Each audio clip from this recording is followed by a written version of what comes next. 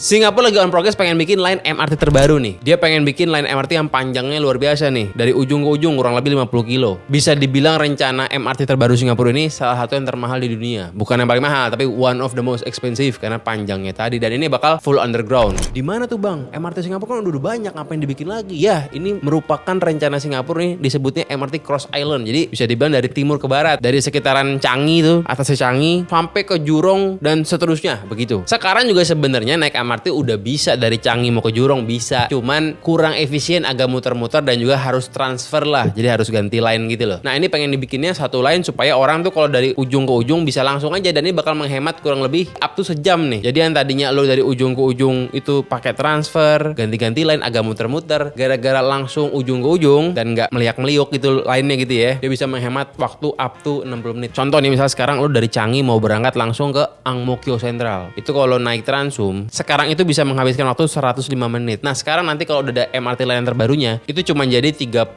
menit doang. Jadi kan bisa ngehemat 60 menit 70 menit, lumayan. Kabarnya sih estimasinya yang gue baca di internet tuh ya, ini akan menelan biaya 40 miliar dolar alias 640 triliun rupiah. Mahal banget ya. Di Jakarta ini kan bikin MRT per KM-nya 1 triliun. Ini kok jauh lebih mahal gitu. Jadi sebenarnya ini tuh mahal karena banyak tantangannya. Salah satu tantangannya adalah dia ini bakal ngelewatin hutan-hutan konservasi Singapura. Singapura ini kan merupakan negara yang kecil. Dan negara sekecil ini itu bisa dibilang apa ya, ruang terbuka di sana tuh langka banget. Ya karena memang kecil doang kan. Nah line ini itu kalau misal mau dibikin lebih efisien harus melewati hutan konservasi tadi. Akhirnya banyak yang gak setuju lah, banyak yang protes. Takutnya kalau melewati hutan konservasi hanya karena alasan supaya lebih efisien itu bisa mengganggu ruang resapan air di Singapura kan begitu. Ya karena meskipun MRT-nya itu underground, tetap aja kan di atasnya itu perlu ada bikin sesuatu juga lah. Nah akhirnya ada wacana pengen agak belokin dikit lah supaya nggak ngelewatin si hutan konservasinya ini, supaya nggak ngelewatin daerah resapan airnya. Tapi ya kalau dibelokin dikit itu bisa membuat biayanya bakal lebih bengkak sedikit gitu loh. Nah akhirnya jalan tengahnya disepakatin dibikin 50-50 lah. Nggak dibikin muter karena bisa bikin lebih mahal. Akhirnya dibikin pas bagian melewati si hutan konservasinya ini, MRT-nya itu turun ke bawahnya lebih dalam. Jadi dibikin sampai kedalaman 70 meter tuh. Ini apakah ini sedalam metro di North Korea, di Pyongyang, ya nggak tahu juga sih. Dan akhirnya tadi atasnya nih kalau mau bangun sesuatu jaringan utilitasnya itu dibikinnya nggak boleh ngebabat hutan, dibikinnya itu di jalan-jalan yang emang udah ada aja supaya nggak mengurangi daerah resapan airnya, karena Singapura ini merupakan negara kecil yang bisa dibilang ya sangat butuh ruang resapan air, ruang terbuka dan lain-lain semacam itulah. Ya lumayan mantap, sangat mempertimbangkan alamnya gitu, karena memang alamnya ini ya kan terbatas. Tapi sebenarnya kalau kita ngomongin Singapura sebagai negara yang sangat pro lingkungan ya sebenarnya nggak juga sih. Mereka banyak reklamasi juga kan. Ya kalau begitu nanti lo yang suka doyan ke Singapura nih ya